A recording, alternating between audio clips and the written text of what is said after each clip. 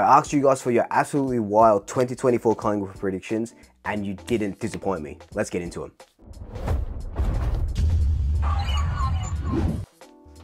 So over on Instagram, the start of the week, I asked you for your wild 2024 prediction to do with Collingwood. I saw AFL Central doing it. True 40 did, has been doing the same sort of similar thing as well. I thought I wanted to jump on that gravy train.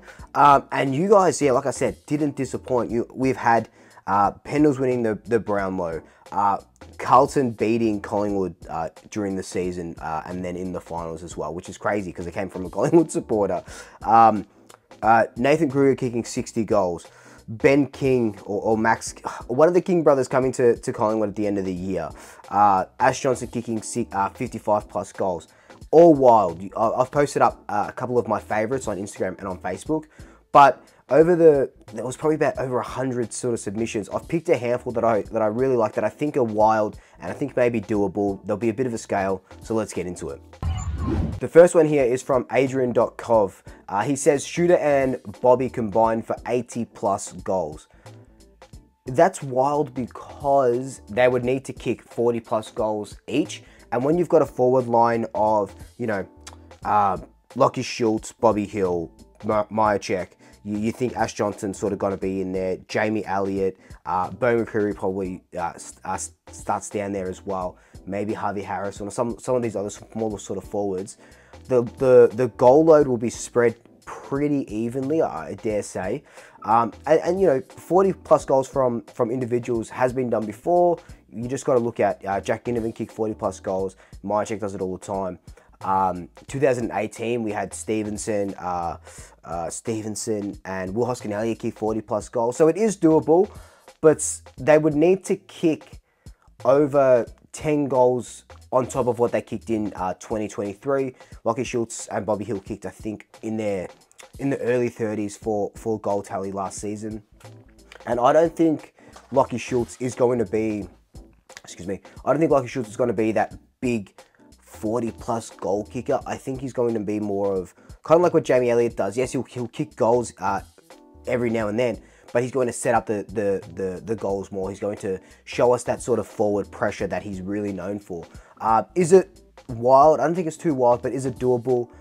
I think this is a 7 out of 10. This one from Will.Sued is very wild. Collingwood will start 0-5, but make a comeback and go back-to-back. Collingwood starting 0-5 is just, I don't know what I would do with myself if we lost the first 5 games, which include Brisbane game, there's a St Kilda game in there. Is the first 5, I think, might include Anzac Day as well. And how many teams have gone 0-5 and come back to make finals, let alone win a grand final? I think the last team might have been Sydney a few years ago. I think they might have won 0-6 or 1-6 or something like that. Off the top of my head, my memory is really bad, as you all know. But then to start 0-5, make finals and go back-to-back, I can't see that happening. If you start 0-5, you pretty much need to win every single game after that. And if you're not in the top 4, if you're not getting that extra rest in between games, you would have to win 4 finals games in a row. And there hasn't been a lot of teams outside of the top 4 that have gone on to win a premiership. So this is doable for 2 out of 10, wild 11 out of 10. Ben Peters, Bo McCurry breaks into the All-Oz team in the midfield. This is, okay, there's a lot of players in the league, right? I want to say that this is wild, obviously, because Bo hasn't had that really big breakout year. But from what I'm seeing in the, at training, Bo McCurry, 2024 might be his breakout year. He is getting quicker, he is getting stronger. They're playing him not more in the midfield, but you can kind of see that he's going into a couple of centre bounces.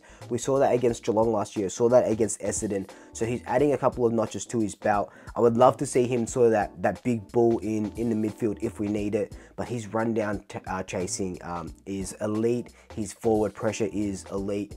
I don't think he won't get into the All-Australian team, so this is definitely wild. But I do think that Bo McCurry will have a breakout year in 2024.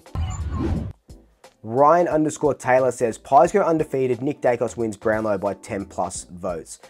a bit of a contrast to the 0-5 one that we saw earlier. Pies going undefeated means we have to win, 24, 25 games in a row, which I think that is a 30 out of 10 wild. But Nick Daicos winning the Brownlow by 10 plus votes could be doable. Like, he should have won last season, we know that. It's not up to sort of Nick Daicos. If we know he's going to get the ball, we know he's going to be really pivotal in our structure, in how we win games. Does everyone employ that Hawthorn tactic of putting a hard tagger on him, just like Hawthorn did, and there was a couple of other teams that sort of did it to sort of nullify him? Or do they just let him run wild and sort of do something else? Because the thing that we talked about last year as well is if they do put a tagger on Nick Daicos, sometimes he's able to shake it. We saw that a little bit with Ryan Clark in Sydney. But if they're clamped 3 players on him, let's just say, we've got a plethora of more midfield talent that can stand up for when Nick Daicos is sort of clamped down. Obviously, that means he doesn't win the Brownlow by 10 plus votes. But if they do sort of tag him, we've got sort of other avenues to go about it. So I would love Nick Daicos to win the Brownlow in his 3rd year. I think Chris Judd did it in his 3rd year as well. To win the Brownlow by 10 plus votes, he would need threes across the board. Is it doable? 6 out of 10. I don't think it's that wild though. Jimmy Stath says, Bailey Smith to be a pie in the mid-season trade period. I love this for a couple of reasons. One, it implies that there is going to be a mid-season trade period. I know it's been talked about a lot. I'm very on board for a mid-season trade period. And 2, Bailey Smith, on his last year of his contract, would have to walk out on the Western Bulldogs halfway through the season and halfway through managing an ACL injury and then getting Collingwood to sort of help him out with the rest of it. That's the most wild part. Anything can happen in a mid-season trade period. Bailey Smith going to Collingwood mid-injury and not being able to play would just make headlines for the rest of the football year. And, if the mid-season trade period is a thing, the AFL would want to sort of, not manipulate it, but the AFL would probably want to be like, hey, this is a thing now, we need a big name to sort of get people enthused about it. Is there a bigger name than Bailey Smith, already rumoured sort of to go to like a Collingwood or a Hawthorn or Geelong, to just leave in the mid-season trade period? That would be huge and would be such a way to introduce and say, hey, mid-season trade period's here, it's not going anywhere. Craig Hankridge says, Steele spends more time forward and kicks 25 plus goals. So I've said this for so long that I would love to see Steele as that sort of high half forward. We know he can kick from 70 metres. We saw that in the grand final in that last goal. But with Steele, yes, I would love to see him sort of stay forward. He's got a good goal sense sort of ability. But he came out a couple of days ago and said that he feels 25, his body feels 25, he's going to keep playing. And from what I've seen in training, they haven't really chucked him forward at all. He's been staying on the wing, and sometimes he's been going inside into the centre bounces and swapping with Finn McCrae. So I don't see this happening. I don't think it's very wild. I think it's possible. I just don't see it happening until he maybe gets a little bit older and a little bit slower and they stick him up forward and his career comes full circle, like when he kicked those 10 goals at the TAC Cup. So I don't see it happening, but I don't think it's that wild. I actually really like this one.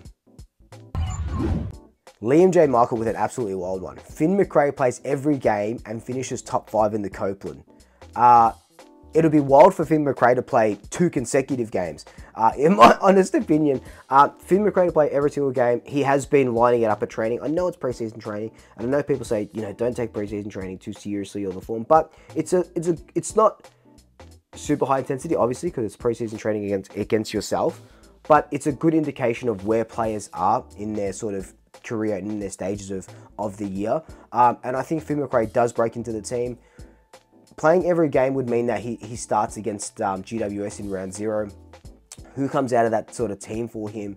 The premiership team as well, because Lipinski has been doing great. Will Hoskin-Elliott is that guy that needs to be there. One of the best role players that we've ever had at the Pies.